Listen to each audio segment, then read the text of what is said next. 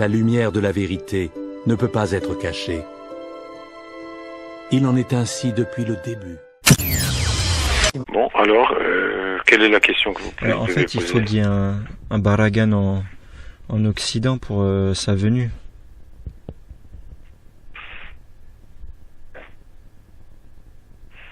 Oui, alors, mais quelle est votre question? Bah, c'est pour savoir les conditions de l'arrivée du Mashiach. Oula. Il n'y aura pas d'holocauste pour vous avec des trains qui vous emmèneront au four crématoire. Ce sera sur place, l'égorgement. Qui est la destruction de la chrétienté quand même. Bon, oui, il y a Ishmaël qui va tomber, effectivement, à la fin des temps aussi. C'est-à-dire que ceux qui ont détruit le temple de Jérusalem, eh bien, en paieront le prix en quelque sorte, et puis ensuite, il y aura la venue du Mashiach aussi. Parce que tout le mal que vous avez fait à Israël, vous le paierez au centuple.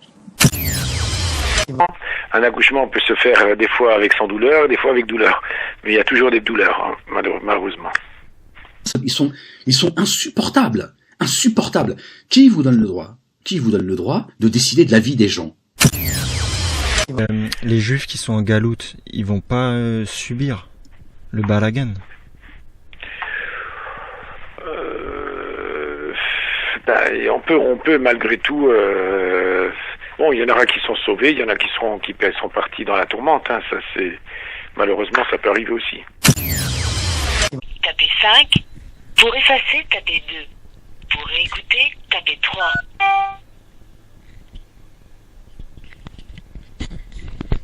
Oui, Daniel, 12 000.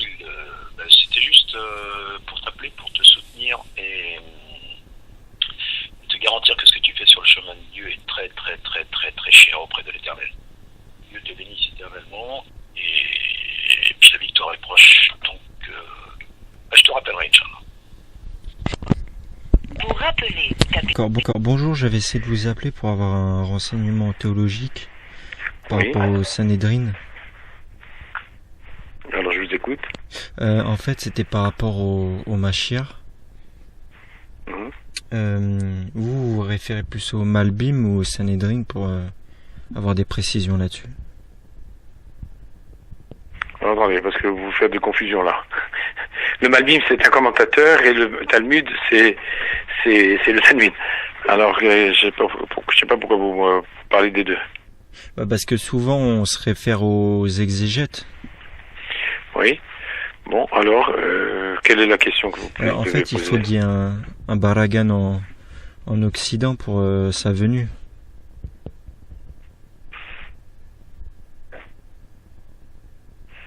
Oui, alors, mais quelle est votre question? C'est pour savoir les conditions de l'arrivée du Mashiach. Oula. Ça, c'est une vaste question et il y a de nombreuses réponses qui peuvent être apportées. Alors, je peux pas vous donner une réponse comme ça élevée. Bon, il y a effectivement de nombreux éléments qui permettront la venue du Mashiach avec de nombreux événements qui surviendront. D'accord. Il faut que Ishmaël soit... comment dire, qui est la destruction de la chrétienté quand même. Bon, oui, il y a Ishmaël qui va tomber effectivement à la fin des temps aussi. C'est-à-dire que ceux qui ont détruit le temple de Jérusalem, eh bien, en paieront le prix en quelque sorte, et puis ensuite il y aura la venue du Mashiach aussi. D'accord. Voilà. Il y a la guerre de la fin des temps, bon, qui doit survenir et qui, bon, on l'espère avec une péridurale, sans causer trop de dégâts. Et voilà. Il faut prier pour que ça se passe dans des... Vous savez, c'est comme on appelle ça un accouchement. Un accouchement peut se faire des fois avec sans douleur, des fois avec douleur. Mais il y a toujours des douleurs, hein, malheureusement. D'accord. Mais en fait, les Romains qui ont détruit le temple, ils l'ont fait pourquoi? Ça, demandez-leur. C'est pas à cause du Talmud? Non, c'était pas à cause du Talmud. Non, s'ils l'ont détruit, c'est bon. Vous savez que bon, en général, les conquérants sont ceux qui veulent annihiler un certain nombre de valeurs. Ils veulent mettre en avant leur culture et effacer la culture des autres. Oui. bon, c'est aussi le meilleur moyen en quelque sorte, de les assimiler, de leur permettre comment on appelle ça, de ne pas se rebeller contre le pouvoir présent, etc. C'était souvent cela. Donc on déportait les populations pour éviter qu'ils puissent pratiquer, etc. et avoir un pied sur terre, quoi. D'accord. Mais les Juifs qui sont en galoute, ils vont pas subir le balagan?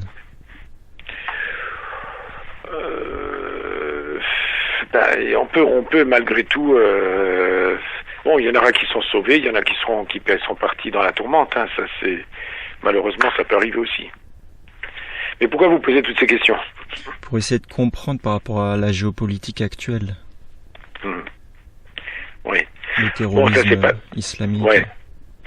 Oui, c'est pas. Bon, de toute façon, c'est pas toujours évident de voir très clairement, parce que bon, c'est comme un puzzle. Hein, Dieu réalise une histoire dans une trame, et pour en comprendre l'ensemble de la trame, il faut attendre la fin pour voir toute l'image et comprendre un petit peu comment Dieu régit le monde et l'histoire, etc. Oui.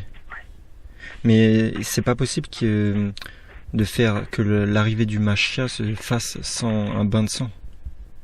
Bah oui, si, c'est par nos prières et par nos efforts, et chacun, voilà. On l'espère. Par rapport au jugement dernier, par rapport à Hachem.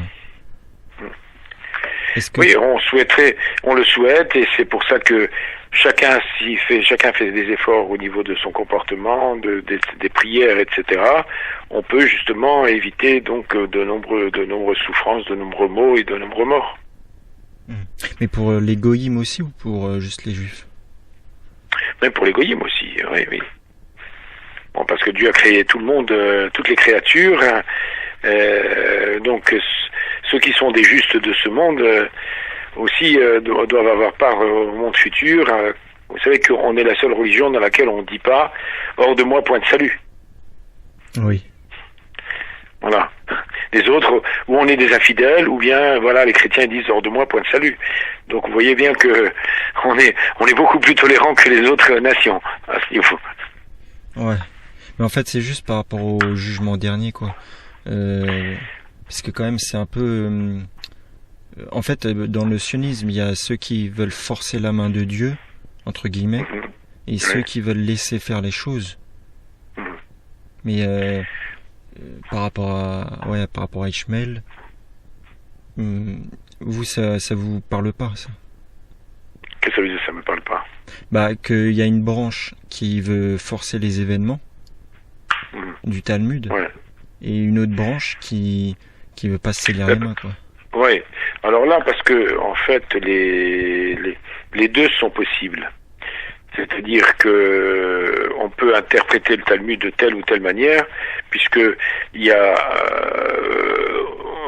ceux qui disent qu'il faut pas monter du tout en Israël jusqu'à ce que le Mashiach vienne, et il y a ceux qui disent malgré tout, de toute façon, Dieu a aidé à cette reconstruction, à ce développement, et nous, on a le droit de monter de façon individuelle, et comme les nations aussi, il y a même marqué dans le texte du Talmud que les nations donneront leur assentiment. Il y a eu 48 qui a donné l'assentiment, et puis voilà. Oui. Mais vous habitez où, vous? En France, justement. Dans quelle ville? À Paris. À Paris, pourquoi vous n'allez pas dans votre communauté et poser vos questions? Je demande à plusieurs rafs pour avoir plusieurs avis, parce que des fois c'est des avis différents un petit peu, selon la lecture. Bon, mais il faut être confiant, et puis prier pour que Hachem nous envoie des événements moins tragiques pour réaliser la fin de l'histoire. D'accord, mais pour vous, il n'y a pas de teshuva à avoir par rapport à... Bien sûr, si, la teshuva, elle est toujours possible. Non, mais par rapport au fait d'avoir suivi des exégètes un peu extrêmes dans le Talmud. Bon, mais c'est bon, ça c'est, il y a pas beaucoup d'extrêmes, hein. Il y a que les Naturikarta qui sont les extrêmes, ou sinon le reste c'est pas des extrêmes, on va dire. Hein. Bon, mais vous savez, là j'ai encore d'autres appels, alors je peux pas rester de façon indéfinie. Ok. Alors, Beatzlacha, et puis que des bonnes nouvelles. Merci.